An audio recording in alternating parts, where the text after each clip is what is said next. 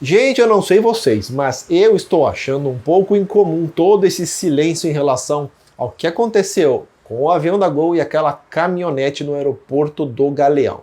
Fato, ninguém morreu na caminhonete, são as notícias. Portanto, você tem duas opções nesse caso. Ou a caminhonete estava vazia no momento, três opções no caso, né?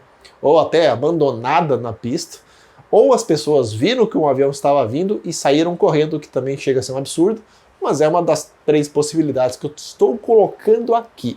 O que eu não consigo entender, na verdade, é por que não saiu nenhuma notícia sobre quem eram essas pessoas, por que uma caminhonete foi abandonada na pista, porque possivelmente estava ali com todas as luzes desligadas, sem qualquer iluminação para identificar de longe. É uma possibilidade também.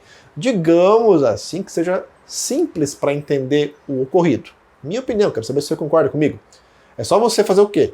Encontrar essas pessoas e perguntar: olha, por que a caminhonete que você estava dirigindo, ela estava lá no meio do eixo da pista, conforme o próprio piloto da Gol falou, e talvez ali com luzes apagadas, pois o comandante não conseguiu ver durante a decolagem. Tudo bem, a luz de uma caminhonete não é tão forte assim, igual as luzes do aeroporto ou de um avião, mas assim, está estranho. Simplesmente não tem nada sobre esse assunto rolando em alta. Quem são essas pessoas? Por que a caminhonete estava lá? Eu até entendo que o caso é recente, aconteceu ali faz dois dias e meio, mais ou menos. Tem que investigar, mas assim, se não morreu ninguém, pergunta para as pessoas que estavam dirigindo a caminhonete, porque qualquer acesso à pista em aeroportos, ainda mais nos dias de hoje, tal, nesses aeroportos de grande porte, é totalmente controlado. A gente não está falando de um aeroporto no interior, um aeroporto pequeno, não. A gente está falando do aeroporto internacional do Galeão. Eles sabem muito bem quem estava dirigindo aquele carro, naquele momento tem câmera de vigilância que as pessoas... Tem tudo isso aí. Eu não estou criando uma teoria da conspiração, só estou tentando entender que parece ser algo mais simples de resolver e não estão resolvendo, ou não estão querendo divulgar essas informações também. Se a pessoa simplesmente esqueceu o carro lá e foi dar uma volta, foi fazer alguma outra coisa, ela vai lá e fala: aconteceu isso.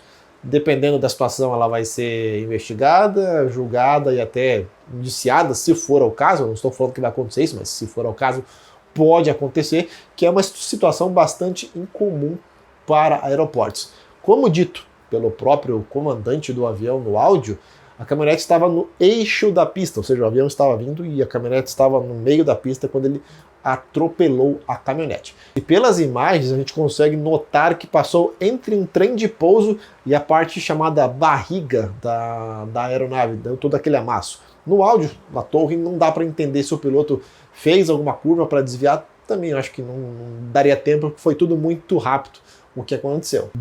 Causou sim um belo dano ao Boeing 737 que vai ficar algum tempo em solo. As investigações, claro que estão em andamento, vão demorar um pouquinho, e não se sabe se é apenas dano externo, danos externos, ou rompeu algum cabo, estruturas internas do Boeing 737. O fato é que vai ficar um bom tempo no chão. Aí tem a questão da torre que é preciso entender, pois a torre tem a obrigação de saber que existia uma caminhonete na pista. Isso é um fato.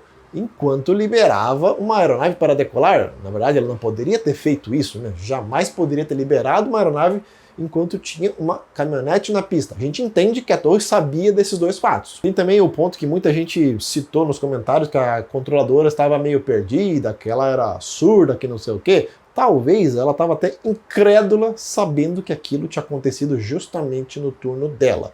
Afinal de contas, ela é responsável pelo que está acontecendo no solo naquele momento. Dá até para entender essa questão dela. Repita, confirma, repita, não entendi. Dá até para entender esse fato. Eu não achei que ela era surda, não. Eu achei que ela estava... Sério que aconteceu isso no meu turno? Claro que é apenas uma suposição minha, mas deixa a tua opinião nos comentários, tá? Quem tá de gaiato nessa história, na minha opinião, é só o avião da Gol mesmo, pois os pilotos são o quê? São instruídos a decolar, a voar, confiando nas instruções da torre. Os pilotos não têm como saber se tem uma caminhonete na pista, ainda mais tudo apagado, que deu a entender. Se tinha algum detrito que não podia decolar, lembra o caso do Concorde? Foi um detrito que derrubou ele.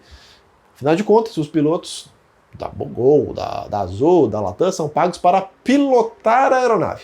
Assim como o pessoal do controle e do aeroporto, da administração, do caso do aeroporto da Rio Galeão, tem a obrigação de manter as operações seguras para as aeronaves. E não parece ter sido o caso lá no Galeão. Relembrando, gente, não existe nenhum problema de ter um veículo na pista de decolagem. Pode ser uma vistoria de rotina. O que não pode acontecer, que é inadmissível, é justamente um avião decolar enquanto tem um carro parado na pista. Como eu citei, possivelmente todo apagado, sem ninguém dentro, no meio da pista de decolagem. Cara, é bizarro, chega a ser bizarro. Talvez, vamos lá, uma suposição aqui, talvez o pessoal que estava no carro desceu para fazer uma vistoria nas luzes na pista, acho que é uma suposição bem plausível. E nisso, a torre já autorizou a decolagem do avião, só que ela esqueceu que tinha, tô chutando, esqueceu que tinha um carro na pista. E aí vira aquela cadeia de eventos para acontecer alguma coisa que, por sorte, não foi algo muito pior.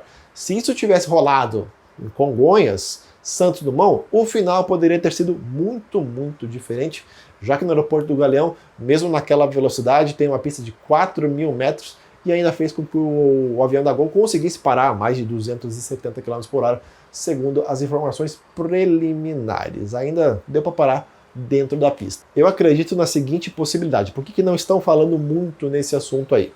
Em relação a essas pessoas que possivelmente deixaram esse carro lá, estão preservando o que? A identidade delas por questões de segurança.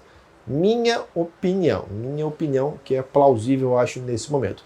Porque não estou conseguindo acreditar que simplesmente alguém vai lá, pega um carro da administração, abandona no meio da pista e tá tudo certo. Não, gente, ó, o ambiente do aeroporto é altamente controlado. Automaticamente, se alguém fizesse aquilo de maneira, vamos falar assim, proposital, iria saber quem estava dirigindo aquele carro. Isso é meio que óbvio. É preciso entender também se o carro estava todo apagado, o que aconteceu e o comandante não conseguiu ver, que é a tendência desse desenrolar todo, dessa quase tragédia enorme lá no aeroporto do Galeão.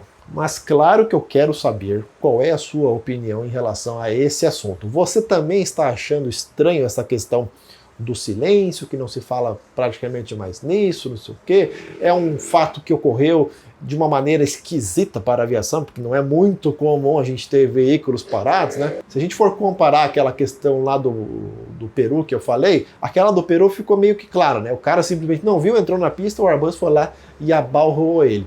Essa situação é muito mais estranha, mas como eu falei, não estou criando uma teoria da conspiração, só estou tentando entender. Será que realmente estão preservando a segurança dessas pessoas? Porque eles sabem quem deixou o carro lá. Isso é um fato. Agora, por que nada disso vem a público? Nenhuma informação, nada. Vamos lá, vamos aguardar. O CENEPA deve dar um relatório daqui uns 30 dias, mais ou menos. Eu vou estar possivelmente em viagens daqui a 30 dias. Quero agradecer a todo mundo que já colaborou com a vaquinha. Se quiser continuar colaborando, fique à vontade. Tem aqui ou aqui, eu nunca sei. E aqui embaixo também, se continua colaborando para poder comprar mais equipamentos para trazer vídeos sensacionais para vocês. Deixe sua opinião, gosta do canal, já sabe. É like, inscreva-se e até a próxima. Forte abraço, gente. Tchau.